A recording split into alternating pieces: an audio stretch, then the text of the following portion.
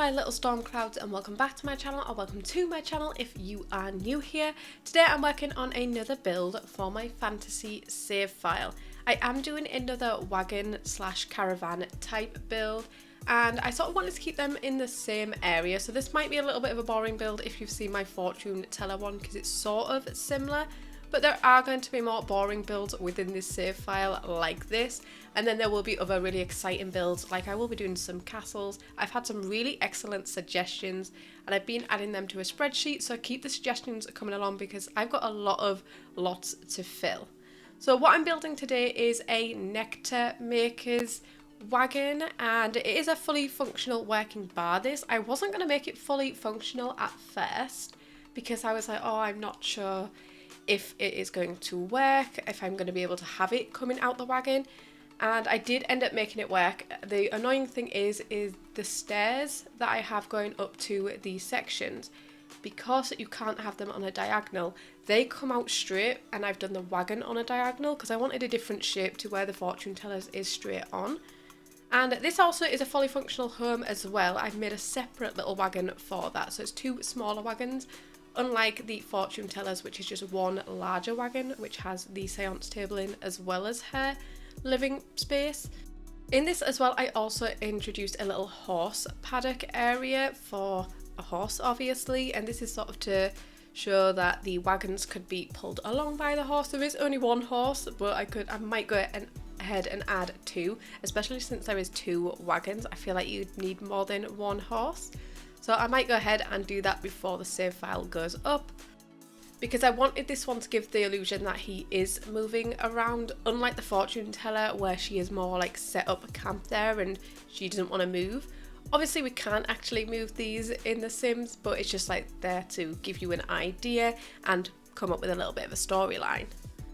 So I wanted to go for a darker colour on this. I went for dark wood tones on the fortune teller and then introduced colour with some accessories and accents. For this one, I went for full blacks on the bar wagon, whereas on his home I've gone for more traditional brown colours. But on this one I went for like all black everything. I wanted it to be very sultry and dark. I also wanted to give it a little bit of a different shape, so that's why I've used half walls on the top up here. And I was trying to get the house to go across the top, not the house, the roof to go across the top, and I couldn't do that, so in the end I end up using some awnings on there, and I used tool mod to get them to the right size. It took me a while to get it right, so I think I do most of it off the camera. I started doing it on camera and I was like, it's just not working. I also don't know how I managed to put these walls here. If you look, the walls that are on the top are actually halfway through the walls on the bottom. I don't know if this is something to do with half walls going on top of full walls on a diagonal, because it shouldn't work, but it did. I'm happy it worked in the end. It made it so much easier for me because I wanted to create an interesting shape and have that little piece on top. And I wanted to change the wheels a little bit because I used the same wheels that I did on the fortune teller's wagon, just because they are the perfect shape and they look like a wagon's wheels, because they pretty much are. But I added this star onto them so they were a little bit darker just in the center section, and then to cover that center part I used like a little grid thing, and then I think I used something else on top to fully cover it as well. So I'm going to start trying to figure out this bar area and how to make it functional. Like I said at first, I wasn't going to make it functional. So what I ended up doing in the end, because at the minute I've got full walls there, is I used half walls and then put the bar on the other side of the half wall and use this window in there, and it is fully working. I did test it. The shelves stopped it working, so what I did is place the shelves on the floor and raise them up, and then it makes the game think that they are not on that level, so it doesn't get in this way of the sim interacting with the bar. When I first started this, I didn't even know that I wanted this to be a Nectar selling like station or bar area. It was going to be to like sell potions, but then I was thinking, well, I want to make a witch's like shop and that'll sell potions, and I didn't want things to be too similar, so that's why I went down this route. So I used the Nectar making stuff from the Horse Ranch pack, as well as most of the items I'm using in this is from Horse Ranch. It just worked so well for this lot. Obviously I have used other packs, most of them, not going to lie, because I do have most of them. I'm not restricting myself for this save build I don't really like restricting myself anyway. I have paid for most of my packs. I've only got like 4 of them for free from EA because I am a part of the EA Creator Network. But yeah, I paid for them, so I'm going to use them. I don't mind every now and again doing a just like base game only build because I like the challenge of it and it does help some people out. But I'm not going to restrict myself because I want to build and get creative with as many things as I possibly can. So this little wagon is the home section where your sim can live. It has everything a sim would need. I did place a toilet in here and I was going to place a shower, and then I was like, I want it to be outdoor. I don't want him to have to do everything indoors, so I ended up using a bush for the toilet. I thought it makes sense. He's traveling a lot. He can just get out and use a bush. So I placed a bush behind the build. And then for his bath, what I ended up doing quite near the end is at first I thought I'll just have an outdoor bath and put it near a campfire and I'll just put like a little divider there. I didn't end up doing that. What I ended up doing was I put it inside a pond, so it makes it look like he is just washing himself in a pond. And I thought that was what someone that is on the road and travelling would do, and I really, really like it. So here's me adding in the bathroom, and then it is later on that I go ahead and change this because I'm just not happy with it.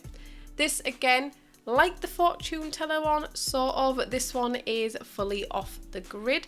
The fortune teller one I didn't end up setting as off the grid, and the reason is because I wanted to make it look sparkly, and one of the items I used to make it look sparkly, you have to have power for it. So I ended up not having it on, but everything else is off the grid. Whereas this one is fully off the grid, and I have listed it as off the grid on the lot challenge. I think it's on the lot challenges. I don't think I've renamed it and everything yet, but that's something I will make sure I will do before the save file goes up on Patreon, is I will rename everything. All the characters and everything will be in there. You can remove the characters if you don't want them. Currently, like, my characters only have like one outfit and their other outfits are just randomized, so they look pretty ridiculous. But I will go ahead and change all of that before I upload this because I want to make sure it is all right. I really wish as well you could change things in the world around it, because there's a lot of things where they look too modern for the builds I'm doing, but I don't know how to use Create a World. If you don't know what Create a World is, it is a mod from Twisted Mexi, and they've made something where you can edit the world, and I've never used it and I'm scared to use it, so maybe it's something I might think about in the future. I don't know if it's something I could maybe do after I've done all the builds. I don't know if you can do that or if you need to start your save file with the Create a World. I have not looked into it much, but somebody did say, are you going to change the world?